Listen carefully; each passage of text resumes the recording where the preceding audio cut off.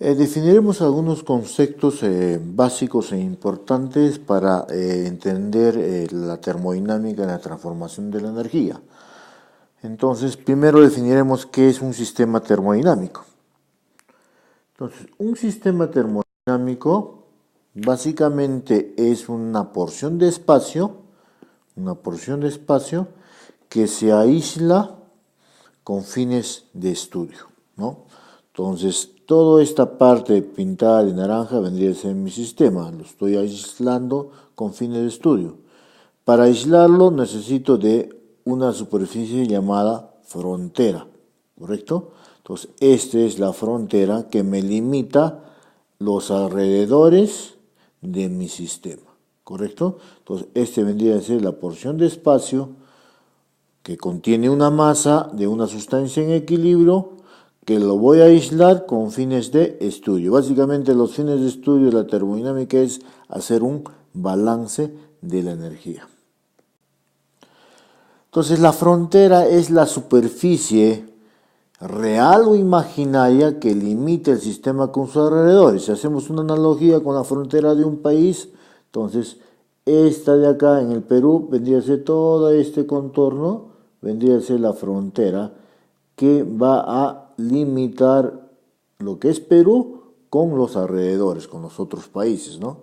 En el caso de la termodinámica, la frontera va a limitar ¿qué? El sistema de los alrededores, ¿correcto? Ahora, esta superficie puede ser, como indica acá, real o imaginaria. ¿Qué significa imaginaria? Que esa superficie, o sea, la frontera, no existe, sino nosotros nos imaginamos que está ahí para hacer un balance de energía. Va a haber equipos que no hay la frontera real, por lo tanto tendríamos que imaginarnos cuál sería esta frontera para poder hacer un balance de la energía. Otros tipos de frontera, hay una frontera deformable, ¿no? Deformable, por ejemplo, un globo. Cuando se le hace escapar aire, este globo va a comenzar a disminuir su diámetro, ¿correcto? Entonces su frontera, que en este caso es esta superficie amarilla hecha de Hebe, ¿no? Va a ir variando de dimensiones cuando se desinfla o cuando se infla. Lo mismo ocurre en un conjunto cilindro-pistón. El cilindro y el pistón, si yo agrego calor acá a través de este mechero, ¿qué va a pasar con este gas? Va a comenzar a expandirse, va a mover el émbolo, ¿no? Y por lo tanto mi sistema y mi frontera, que es una superficie real en este caso, que es toda esta, va cambiando de dimensiones, ahora tiene toda esta superficie. Entonces ha cambiado de dimensiones, por eso es que se dice que la frontera es deformable. Pero también hay fronteras rígidas, ¿no? El caso de un balón de gas propano que nosotros utilizamos en casa.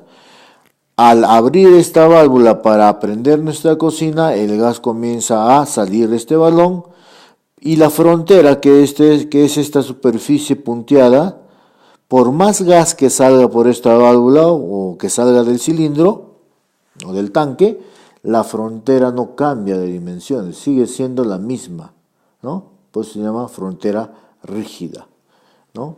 En un balón de gas o en un intercambiador de calor, lo mismo, no sucede que la frontera no cambia a pesar de que podría estar saliendo un flujo de frío o un flujo caliente. Se comentaba también que hay tipos de frontera real e imaginaria. Por ejemplo, yo tengo acá un ventilador cuyo objetivo es desplazar un gran caudal de aire. Si yo quisiera hacer un balance de energía a este ventilador, me tendría que plantear cuál es mi frontera, que en este caso es esto de línea punteada, ¿no? Acá está ingresando una cantidad de trabajo mecánico y acá está saliendo una cantidad de flujo de aire, ¿no? Yo podría hacer un balance de energía, primero limitando cuál es mi sistema a través de esta frontera imaginaria. Veamos ahora cuáles son los tipos de sistemas que se estudian en la termodinámica. Básicamente tenemos dos. El primero es el sistema cerrado. ¿Cómo está definido un sistema cerrado? ¿No? Para definir si un sistema es cerrado, primero tenemos que identificar la masa, ¿no? La masa. Entonces, un sistema será cerrado si la masa no cruza la frontera. Entonces tenemos mi sistema, este de acá, acá está la frontera. Si veo que la masa no cruza la frontera, significa que la masa es constante dentro del sistema, por eso se llama sistema cerrado.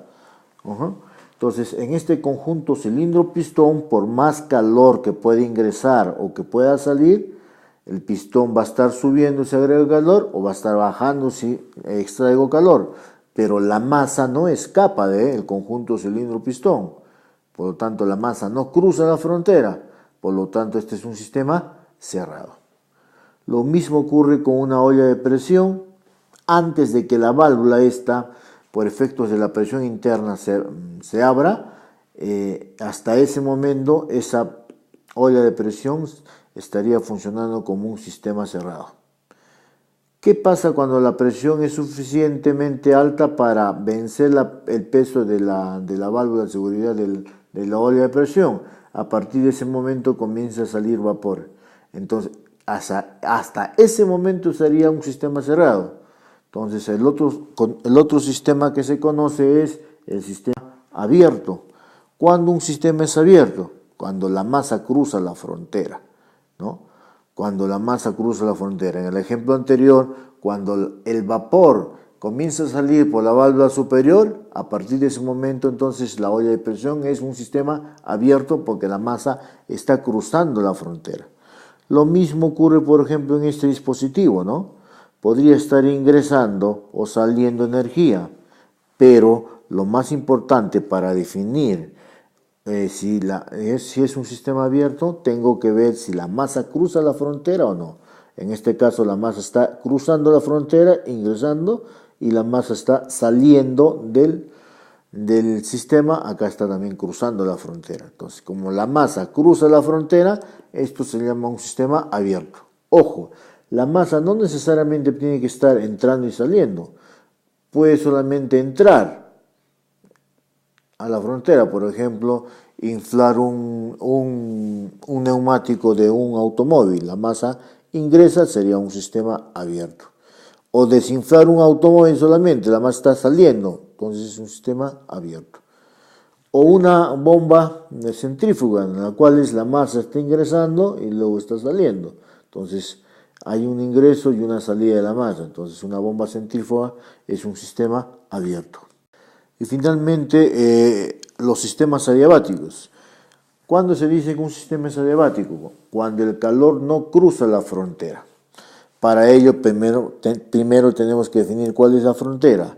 En este ejemplo, estas líneas punteadas representan la frontera, ¿correcto? La superficie pintada de rosado vendría a ser el fluido caliente, ¿no? Y por tubería está fluyendo el fluido A, que es el que se quiera calentar, por lo tanto este es un fluido frío, ¿no? Entonces, ¿qué va a pasar cuando yo tengo un fluido caliente y un fluido frío? Va a haber una transferencia de calor. El calor va a ir siempre del fluido caliente al fluido frío. Pregunta, si este es mi sistema, mi frontera, perdón, entonces, ¿el calor está cruzando la frontera? No, porque para que cruce la frontera el calor tendría que estar cruzando por acá, por ejemplo, hacia el medio exterior. Como este intercambiador de calor está aislado, normalmente se aísla, por ejemplo, con lana de vidrio, por lo tanto el calor, en teoría, en un proceso ideal, no cruza la frontera hacia el medio ambiente. Por lo tanto, el sistema sería adiabático, porque como indiquemos, el calor no cruza la frontera, ¿no? Por eso se llama no adiabático. El calor está yendo del fluido caliente al fluido frío, pero no está cruzando la frontera. ¿Qué pasa en este ejemplo? ¿No? Ahora mi frontera es esta línea punteada de aquí. Es el mismo intercambiador, solo que ahora yo he seleccionado otro sistema. Entonces, ¿qué pasa cuando el calor del fluido caliente pasa al fluido frío? Entonces, el calor sí está cruzando la frontera. Por lo tanto, acá este sistema ya no es un sistema adiabático, sino en este caso sería un sistema no adiabático. ¿Por qué? Porque el calor está cruzando la frontera. Un ejemplo clásico de un sistema adiabático es un termos, ¿no? Un termos tiene el objetivo de calentar o mantener la temperatura del agua caliente, ¿no? Para mantener la temperatura del agua caliente, ¿qué es lo que se hace? Que el calor no se vaya al medio ambiente, entonces por eso que se aísla el agua caliente del medio externo. Entonces, en teoría, el calor no cruza la frontera y este vendría a ser un sistema adiabático.